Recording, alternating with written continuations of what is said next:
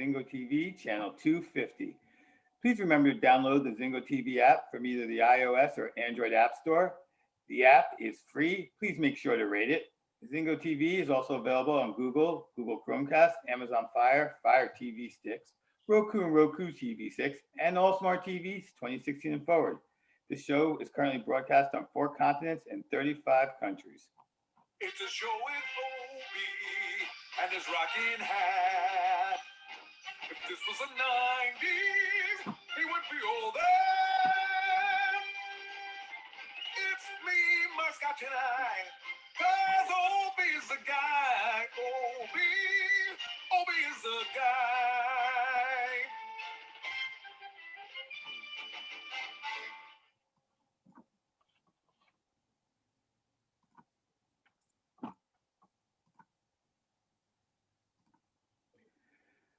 Thank you, Michael Rochelle of the Shade Tree Mechanics for our theme song, and thank you, Justin Torrento and Rebecca Sarfati for your work on our logos. Bo Jackson, Deion Sanders, Herschel Walker, and Babe Dietrichson are all great athletes that have excelled at the highest level of multiple sports. The odds of getting the pro in one sport are low, but playing multiple sports simultaneously at the upper echelons is really spectacular. The reality is that most athletes from my generation were multiple sport athletes as kids and grew up to become more specialized. How do you decide between sports? And when's the best time to decide which sport to play? Are difficult questions to answer. This is especially hard now because parents invest in specialization through coaching, camps, and year-round participation at younger and younger ages. Here to help us sort out these questions based on his own experience as a professional athlete and a youth football coach is former NFL offensive lineman with the 49ers and Washington football team, Dave Fiore. Hi, Dave. Any immediate thoughts come to mind before I get to questions? No. Thanks for having me on the show. I don't really agree with the specialization that goes on nowadays.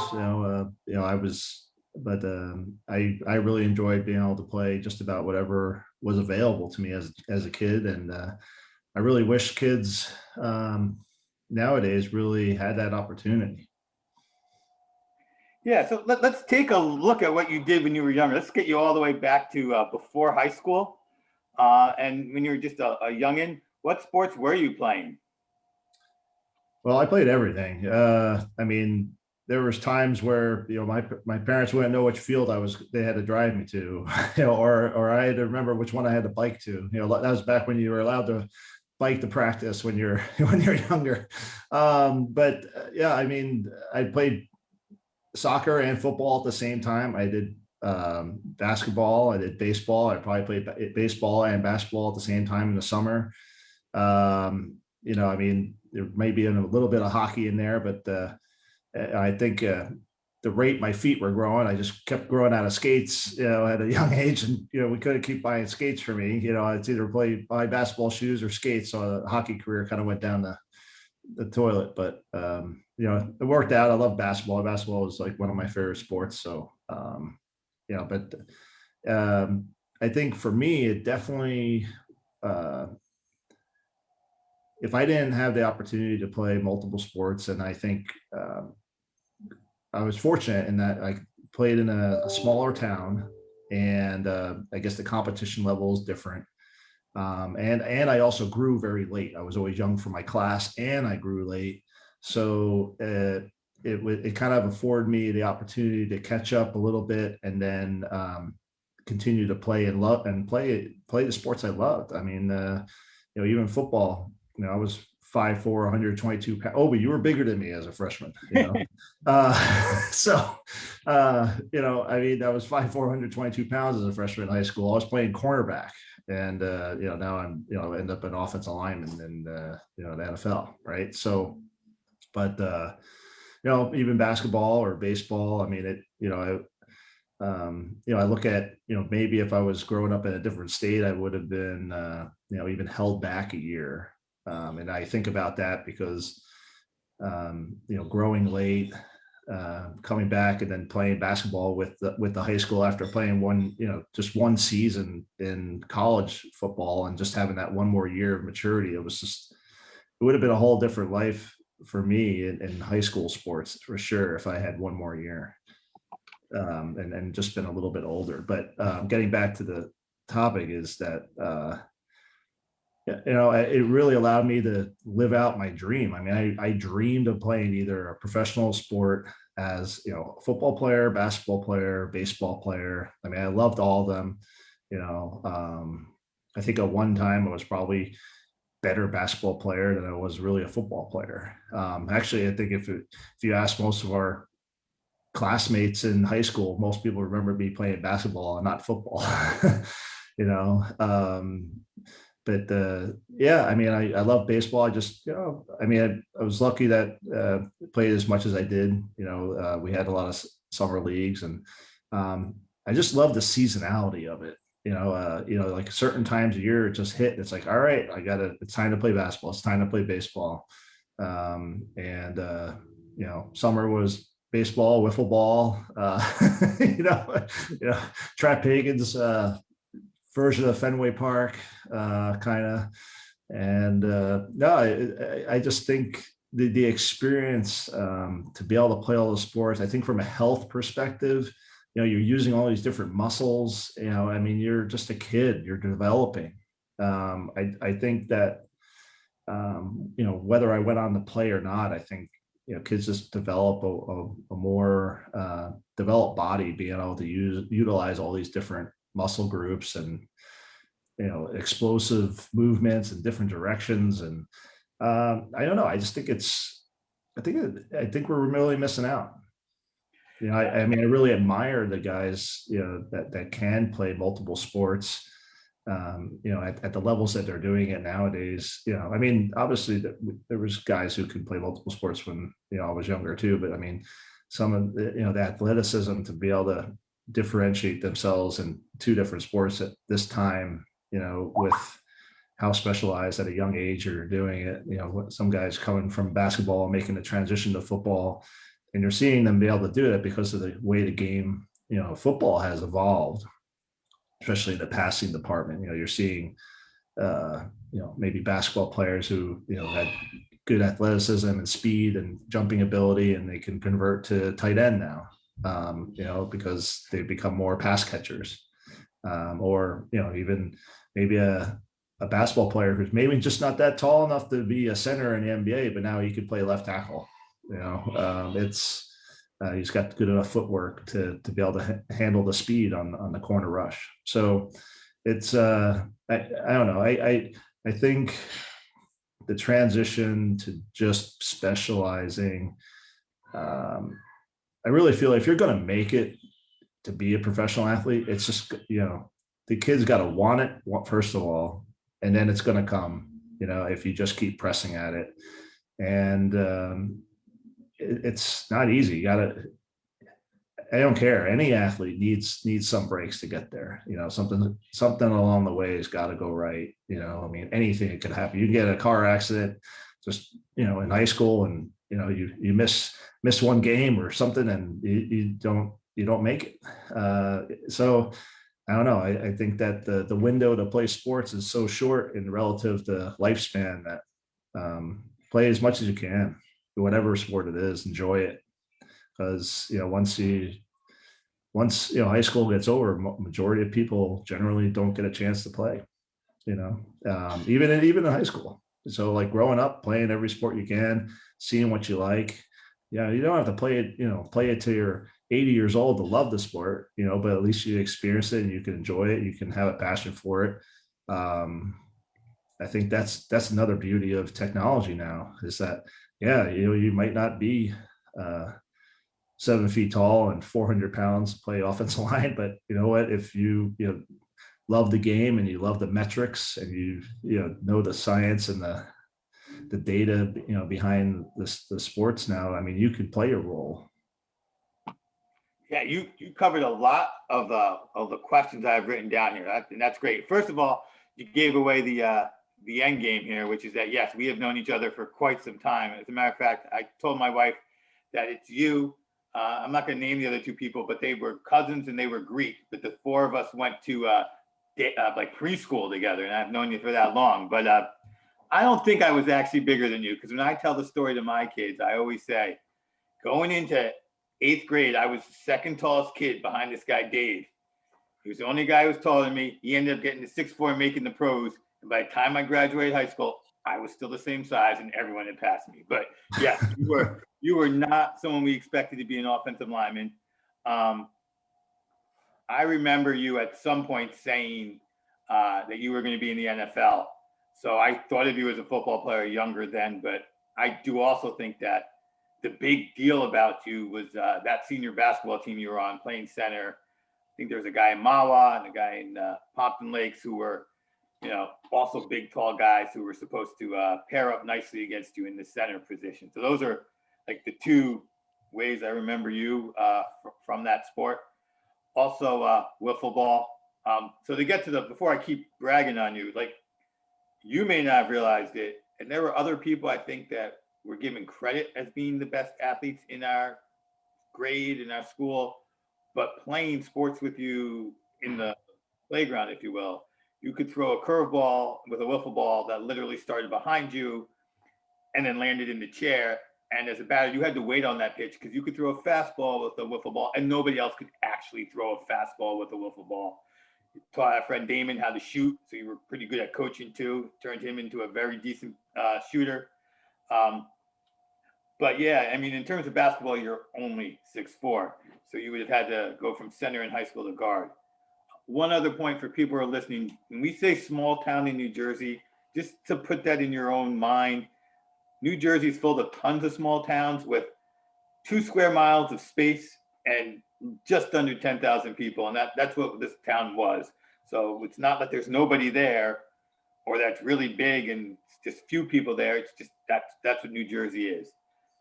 But coming from that small town environment and not really having fully bloomed yet, I understand it wasn't exactly the easiest for you to get recruited. So tell us about getting into Hofstra, because that's where I lost track of you on a daily basis. Was probably about the middle of your senior year. You went out for the track team. I know both of us decided basically in our senior years we were going to throw discus. You hit 130 feet, which is a pretty impressive number for 1 year. But you left practice early because you're like, I have to go home to lift because I got goals and I got work to do. So kind of start there with your journey into Hofstra, because I think I'm interested, so I hope other people are.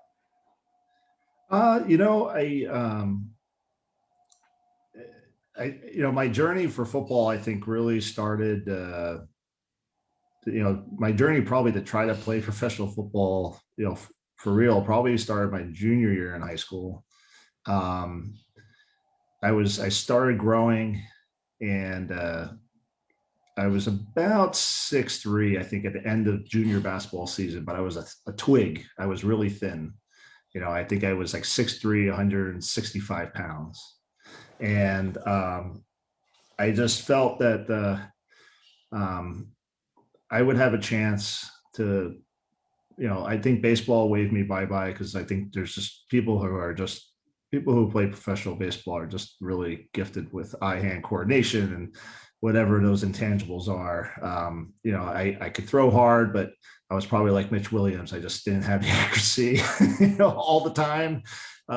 Maybe the demeanor, because I was, kind of feisty, and, I was probably more mentality for football. Basketball, I was good for being under the basket, and, maybe I could have been like a mini Karl Malone or something like that, but just wasn't in the cards for play basketball. But that's when I really started trying to put on weight.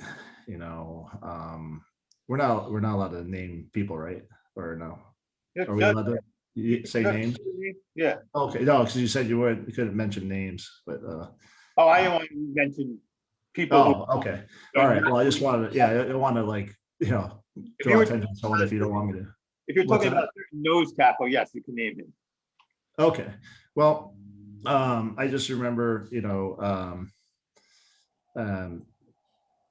just basically kind of, I was fairly quiet, I think. I kind of kept to myself, and I kind of stood in my, under, I would say, I kind of learned this from like Arnold Schwarzenegger a few years later, like in his, German, Austrian accent, like, I kind of lived in denial, and that's kind of how I lived my life, I would say, probably for about almost 6 years. It was in denial that whatever people were saying about me or my chances, that I just kind of just stayed on my path.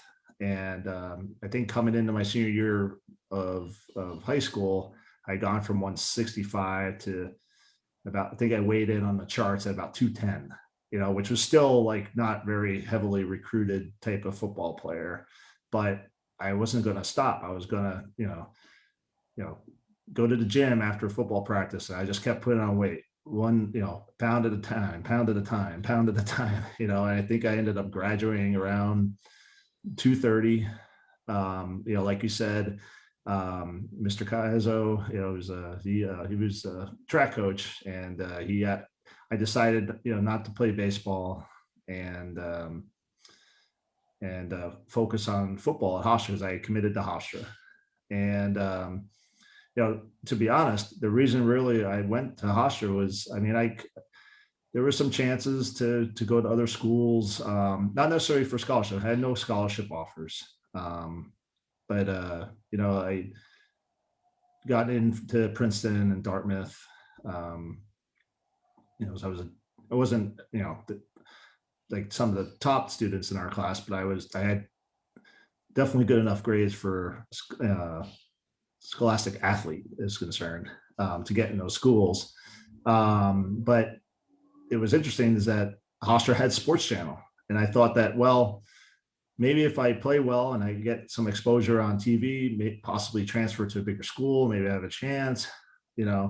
I had also gone to Hofstra because they said they're getting their physical therapy program, probably by my sophomore year, which never happened, which kind of hurt my path a little bit scholastically, or made life even harder for me in college. But it was, but like you said, going to track practice, we had a great time.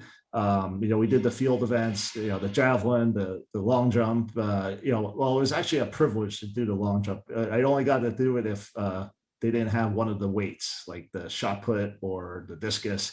If they didn't have that, or they weren't doing it that day, I got to do the long jump, which was fun, because I always loved it. Carl Lewis was like my favorite growing up, especially the 1984 Olympics, and seeing how wonderful a track star he was. Excuse me. I remember, I think this is kind of what allowed me to have that mentality, to have a path, is I just took things to a different level, which probably drove you and a lot of our friends crazy at times, because I was probably too serious with sports in general. Maybe not everything, but definitely sports. Like I remember bringing my rake and riding my bike to the high school from my old house on Bergen and practicing the long jump, at the high school, at 8 years old. Who does that, right? So it was probably a little bit of a nut. But yeah, I think, just, throwing the weights, having fun in track and field in high school, and then just kind of going off the Hofstra. And, I remember calling my parents about a week and a half into training camp at Hofstra. And, they thought it was a big jump. I'm a freshman. I think may have just turned 18, because I was, in training camp. That was always my birthday, is to get the heck beat out of me in training camp. And I was like, yeah, I'm calling because we're moving from the training camp dorms to the regular dorm. I was wondering if you could bring my stuff up. He's like, well, all right. Yeah. Well, how you doing? Well, I'm starting center. He's like, what do you mean? You start at JV? Like, no, I was starting center. And so, so I was kind of starting as a true freshman, and,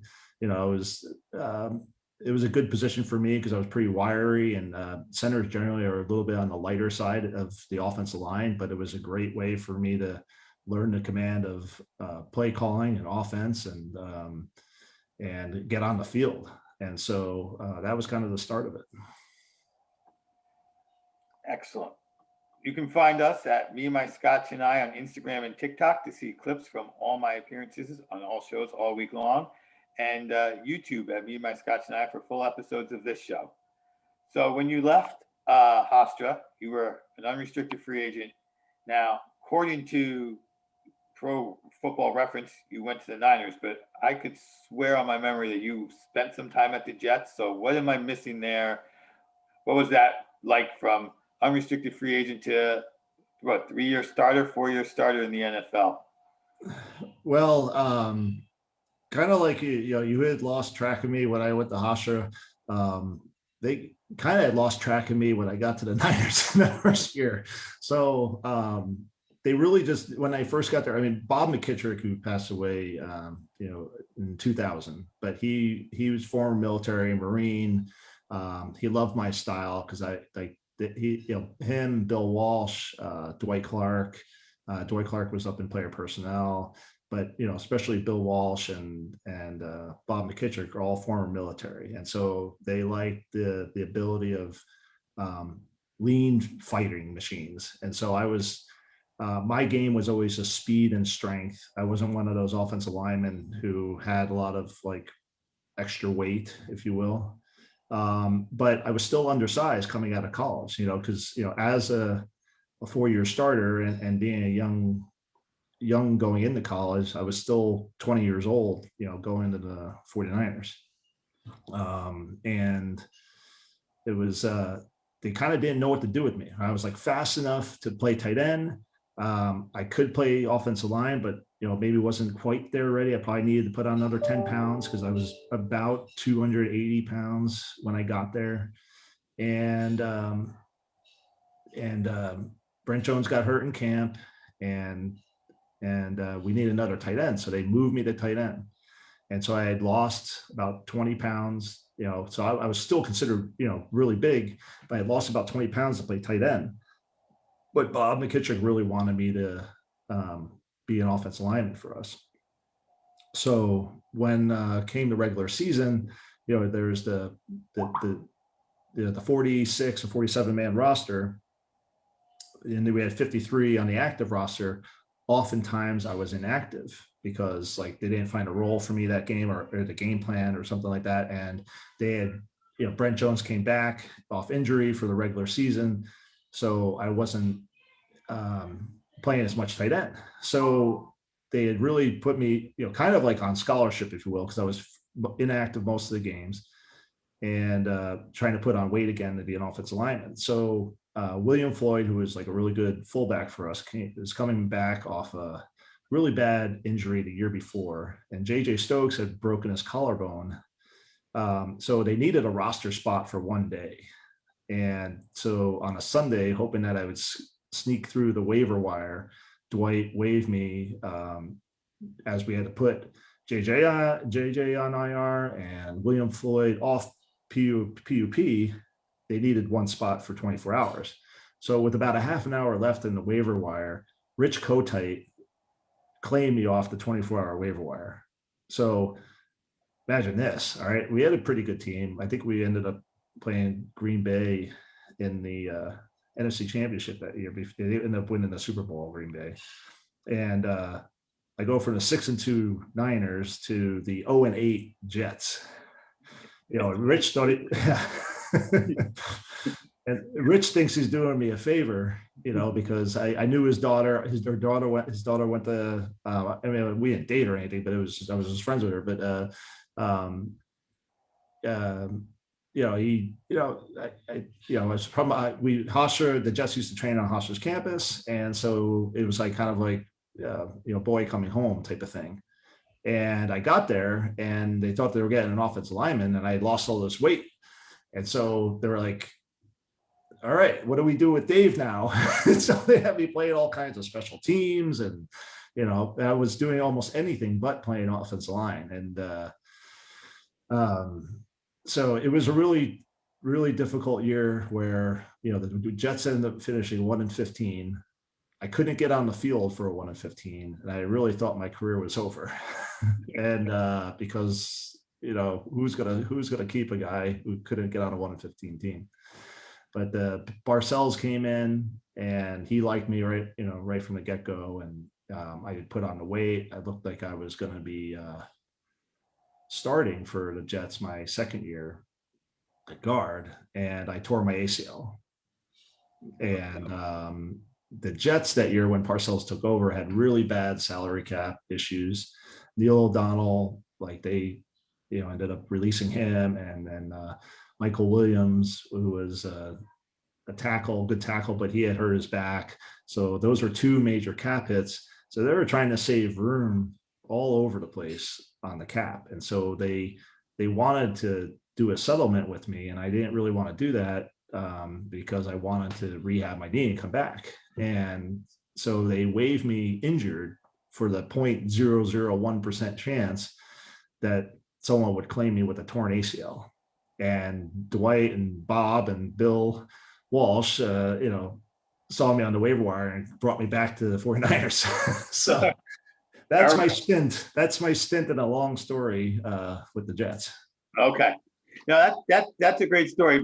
Other than the whole waiver wire where somebody can claim you, I mean, I think anybody who's ever started out their career in anything, you're like, oh, this is what I'm going to do. This is what I'm going to be. And you get your first job and they're like, oh, I'm glad you went to school to train for whatever it is you trained for, but you're going to be doing this. And you're like, I want, and you keep practicing for that and doing this. And, and in your case, after 2 years, the 49ers bring you over and you get to do what you wanted to do, which is the offensive line.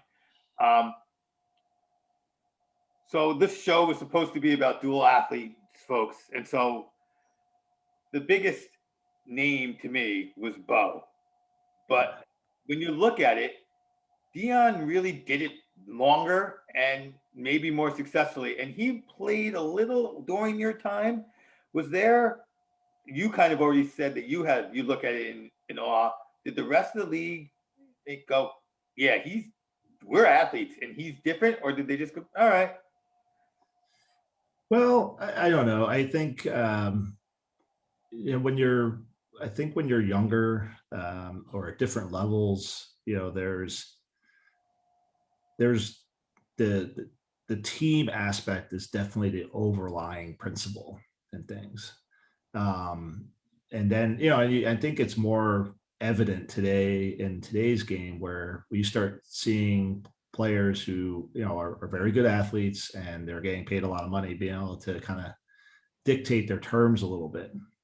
And that was kind of the thing with Dion, like he was a really good player, and he excelled at both baseball and football and was earning good money on both. And so and the flash just fit his personality. So like the idea of being able to take a helicopter or plane and go from the Braves to Atlanta or was just absolutely perfect for him and his kind of self promotion. I think he's was a smart business guy as well as a really tremendous athlete. I think all of that really played into the persona that he was able to do. Bo was just tremendous athlete. I mean, he can do anything. You can see, I think his powerful impact on sports, I think was, more in some cases than Dion. Like, I think, it's so sad, when Bo got hurt, I think against the Bengals. And and for me, it was like, I was at that time, I was still a, multiple sport athlete. So it was just, the human aspect that, got pulled in with Bo's injury was just, wow, but there's the competitive spirit and athlete that made him work to come back and at least play baseball too. So, but, I think also Dion played a position that he, all right, I'm going to be the lockdown corner. I could be that guy. Like I think if you had to play a different position, I think it's going to be harder. Nowadays there's different film and things you have to study. I think it lends itself also to play defense because so many things are dictated by rules, as far as defense. So, so there's different aspects, different components to that.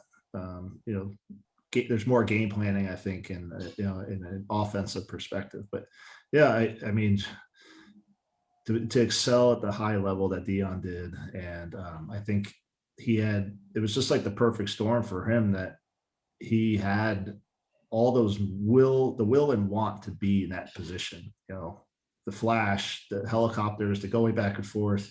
It was perfect for him in the sports at that time. And now you already said why you left baseball, because as they say, hitting a baseball is the hardest thing to do in sports. But the guys who seem to dabble, at least on the college level, they all seem to have baseball as their second sport. And I know you did mention a lot of basketball players coming over to play tight end, some quite successfully, like Antonio Gates. But what is the mystique of baseball that keeps bringing guys like, Wilson's like, oh, I'll just go look at spring training. Even Murray right now is like, well, maybe I almost, can't make up their mind. Is there a mystique in baseball for the professional athletes because it's so hard to hit a baseball versus, the regular guy like me who's just like, that's hard. So it's getting hit by another dude. They're both hard things to do. Well, I mean, I think it kind of goes back to a little bit what I was saying, is that, about specialization. I think if you are blessed with a lot of those gifts, you really just kind of have them. And, I think there's the inner want to utilize those gifts. And, some of these guys, like, even like a Murray, or, even like Mahomes, the arms that they have, I mean, they could be pitchers, or great baseball players. I mean, what's his name? Samardzija. He was I was really disappointed when he didn't go to NFL. I really wanted to see him play after watching him do so well at Notre Dame. So like for me as a sports fan, I was disappointed, but you know what? I understand. I mean, you can, the football, your career can be over in a play, and baseball too. I mean, you do have injuries. You have Tommy John, you have these injuries. But it's not like getting hit with a bus every day, baseball. And so I think I think for at the quarterback level, you're seeing, I mean, you're seeing it. It's right in our face with Tom Brady and the way he takes care of himself and plays. The longevity at the quarterback position is definitely there. And I think with the new rules for the Players Association, the players in general, players are healthier and playing longer. I think baseball, that was definitely an advantage for baseball. It's like there's if you're playing and you're playing at that high level and you make it to the major leagues, I think not that it's not hard to stay there. All sports is hard to stay there. But there's a good opportunity to play longer than you can in football. Football is a very short lifespan. Yeah. So now I told you a lot about what's going to happen on this show, but the one thing I don't tell my guests about, so if they don't watch, they don't know, is we now are going to switch to our fashion phase of the show. So we're talking about dual sport athletes, and we're going to start with the guy we've already mentioned, and that's Dion. So here he is, speaking of Flash, the day he got drafted. So when I look at his outfit, I mean, this is just pure 80s, all nostalgia, over the top gold chains, diamonds and dollar signs. He's just letting that soul glow with the hairstyle. He's all in it. Back then you and I had some hair also, but not like this. What do you think of Dion being Dion here? Well, Dion, like you said, Dion being Dion, I think he had the confidence that he knew he had the skill set to play his position. He knew he had the speed, and that's also allowed him to play with the longevity. So even if he lost a step, he was still going to be faster than, someone else. Like, I mean, like you look at, really great, good cornerbacks nowadays, even say Richard Sherman, he never had the speed that Deion Sanders has. I mean, granted, Richard is a great player and can read and makes great decisions out there in the field, but Deion just has that speed, and you can't teach speed. And from the combine with him just basically showing up. And I think that's the only thing he did was run the 40. Yeah. And he knew he can cover, he knew he wasn't going to be the greatest tackler in the world, but he knew he can cover. And when you can run like he can, and he had the great presence of football as well. It wasn't just sprinter speed. He had football knowledge and intelligence that he could use out in the field to pick off passes. He had vision, doing punt returns or returning even interceptions. He had that inner confidence. And I think every athlete has that to an extent. They kind of know what they can do well. And, and he was just all in on what himself, that he knew what he can do. And that was his persona charm. Yep. And as you say, all world Hall of Famer. This is him in his Hall of Fame induction ceremony. He looks like the sporting gentleman. He could wear this outfit to the yacht club. Beautiful striped tie and vest, pants give it a real nautical look. Most impressive to me is he makes the Hall of Fame jacket look sophisticated here. The bandana on the bust, of course, shows his complete personality as you totally described it. And as you and I can also relate now, he's losing the hair just a little bit. Maybe he pulls it off. He pulls it off, though. Absolutely. And this last one here of Dion, he pulls his hair off the same way I do now by covering it with the hat. I just totally love this hat. It's him in 2019 on vacation. Looks relaxed in his athleisure with a killer hat. And of course, he still has got his chains. Looks great. Yeah. The next guy we're going to look at did play two sports, but he's known for one more than anything else. It's MJ. And this is his picture when he got drafted. You can already see he's got a classic style, already aware of his image. And just as a side note, when I do this for a lot of guys, if they're first round draft picks, I get that first round draft pick picture with that suit that they're wearing. And a lot of guys, it's this off the wall suit or whatever. But for MJ, not only is it this beautiful black suit, his picture's only in black and white. You cannot find it anywhere in color. Maybe it wasn't broadcast on TV yet, but that's MJ. Thoughts on this outfit here? Well, I think it just speaks to him, and he's known obviously as probably one of the greatest, or if not the greatest, basketball player of all time. But he was business, and he approached it in that way, on and off the court, and that's why he's been so successful even off the court. His brand, and much like Dion had a different flair, but the consistency of the look and the marketability is just there. His look on the court, his look on with the suits, it was just I don't know, it's just more straight line business, but in a class way. And it looks great, and I think he, for young kids, you could look at him and be like, all right, I can be a professional in any field and dress like that. It's not going to be something that's outrageous. I don't need to walk into the boardroom with my draft day suit on. So right. I think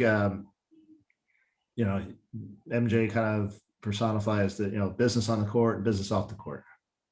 Now here he is in 1996. Speaking of business, this is the Space Jam premiere.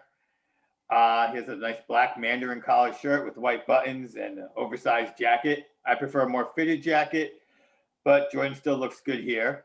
He does have the Mr. Clean earring, but any moment now, I'm sure he's going to take it off and put on his Diamond 6. And, it's certainly a look of the time that it was, and that's because this was really Jordan's time. And then I got one more for Mr. Jordan that we'll share. This is much more recent. This is 2012. His outfit has matured with him, as you said. Very sophisticated outfit, the way he plays with both tone and texture with the beige jacket and the beige sweater. But he does maintain his classic style. And with his buddy Scotty, who's rocking the open silk shirt. This is a look that works for him, but I can't wear an open silk shirt with 3 or 4 buttons open, never. Yeah, I mean, I'm not, I don't know, that may have been more of the 70s look with the gold chains and the open chest with the chest hair. But yeah, I'm definitely hasn't been my look either. So. All right, now this is a special one because this is, these were drawn by 4th graders. One of them was drawn by you, and one of them was drawn by me. I've saved this since we were in 4th grade. We had to draw owls, and I saved the book. Do you have any idea which one might be yours? Oh, I know which one's mine. No, honestly, I think I'm surprised you brought that in. You really brought that back for me.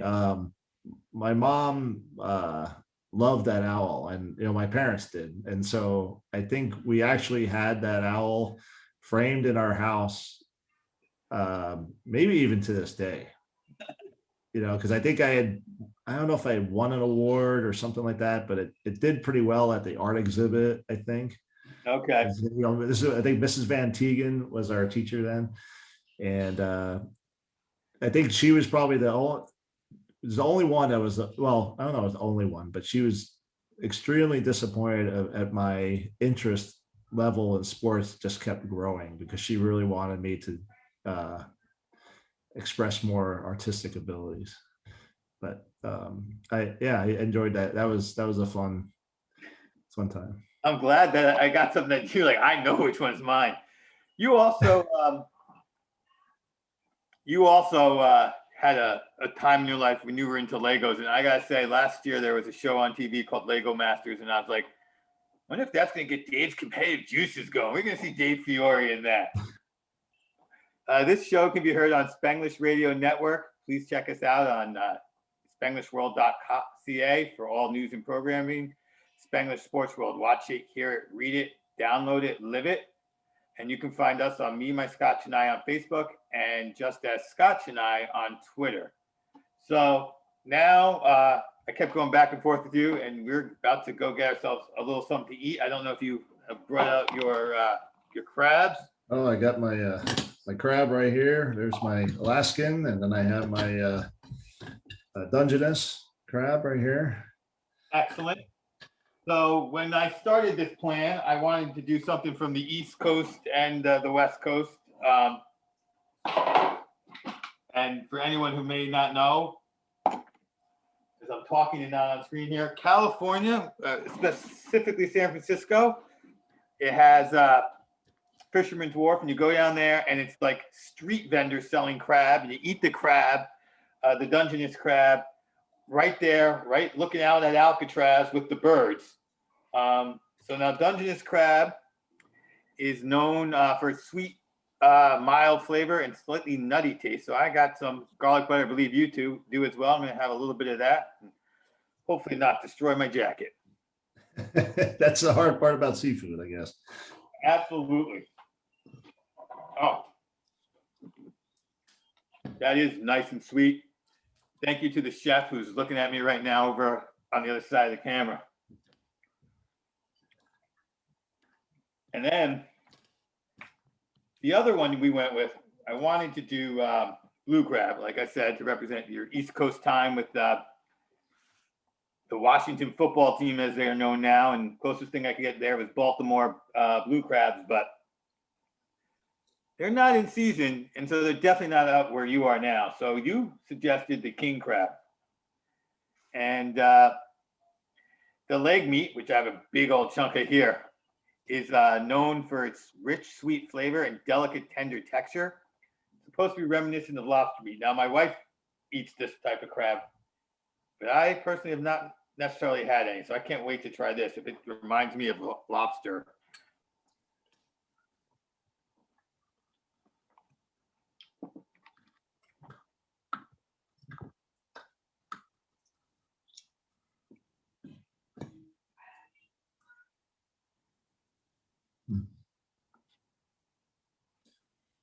That is excellent.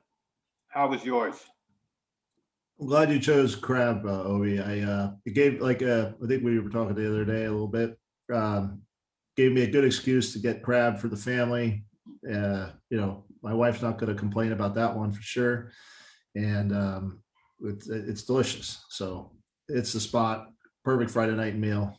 So So if you had to pick between between the Dungeness and the King, because we like to let people know what our guest chose, which one do you prefer?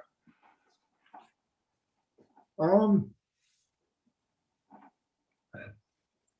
I honestly I'm just a fan of the king crab. I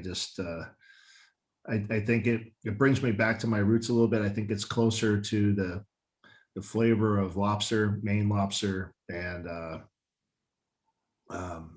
just growing up as a kid and being on the Jersey Shore and being able to get uh, lobster, and I don't know, something about it just resonates with me.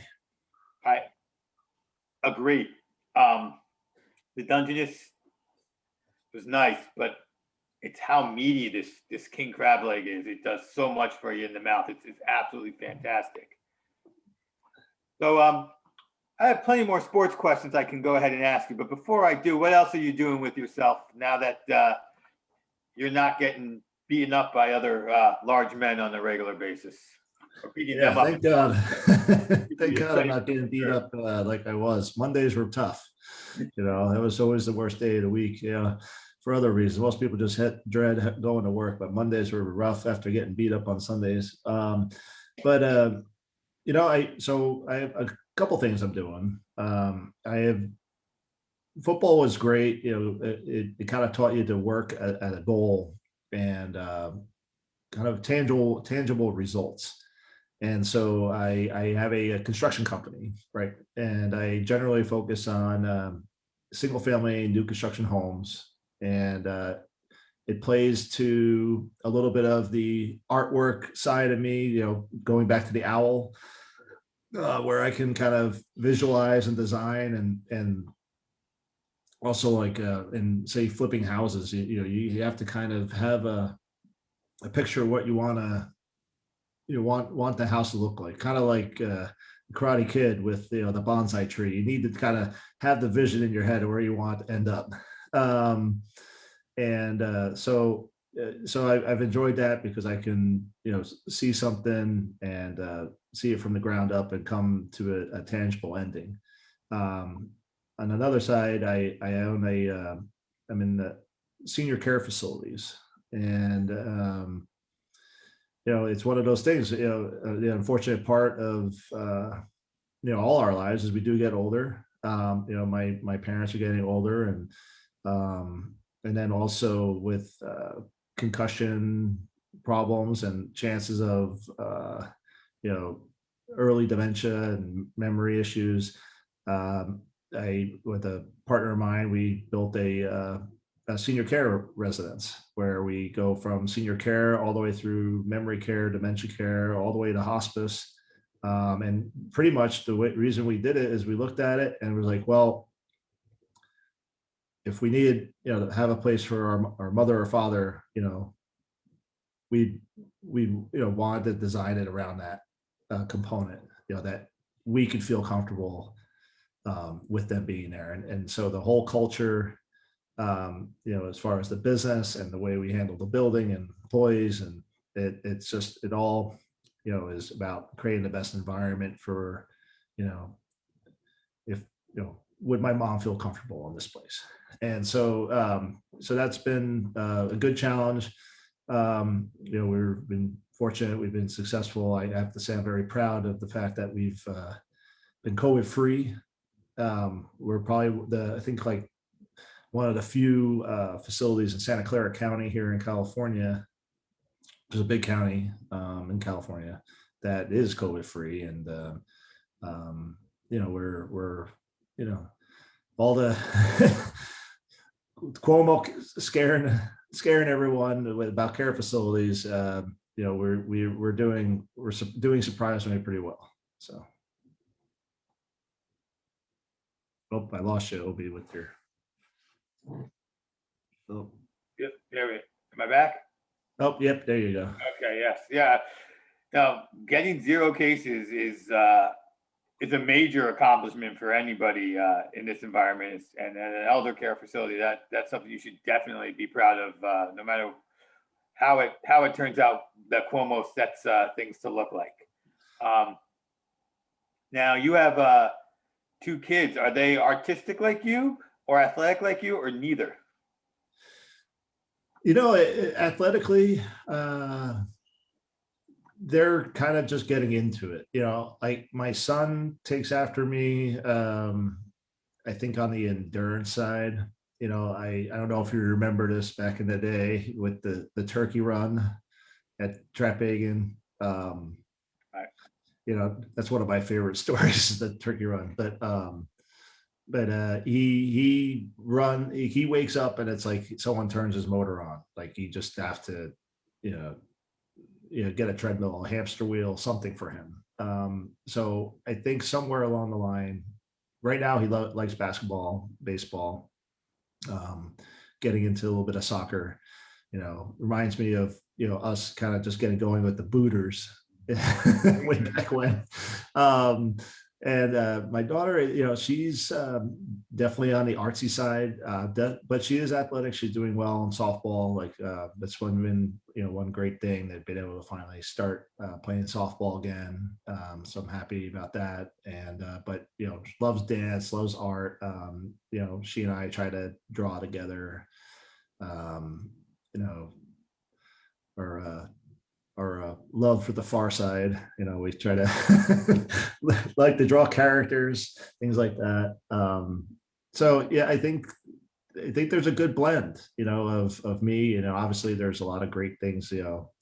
My wife gives her kids. Thank God, she gave them the looks. But yeah, I think at some point they will be athletes in something they like. We're trying to expose them to everything and see what sticks. So people always ask me a little bit like, do you want your son to play football? And I don't know.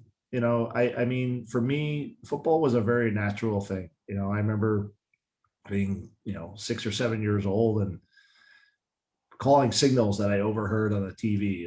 Joe Theismann calling yellow 30, or Phil Simms, or it just was something that I did. And I could see my son kind of doing that, like watching sports. But we'll see.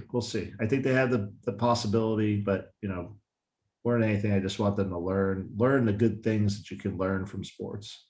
There's a lot of things you can learn from sports. Camaraderie, the team, to competition, and so I'm going to try to push them as long as I can to be competitive in sports. Excellent. And Dave, thank you for coming on. Thank you for giving away the fact that we've known each other for a long time early. It was great to hear the story from the horse's mouth as opposed to the rumor mill of you and your trip into the NFL. I really appreciate it. I hope I had some folks from the hometown request you, and hope they watched and got to hear your story, because it was great. With all due respect to Enzo Amore, you are the most successful athlete out of the town. So congratulations.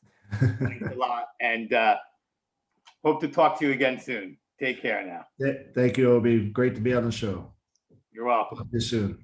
You got it. Bye-bye.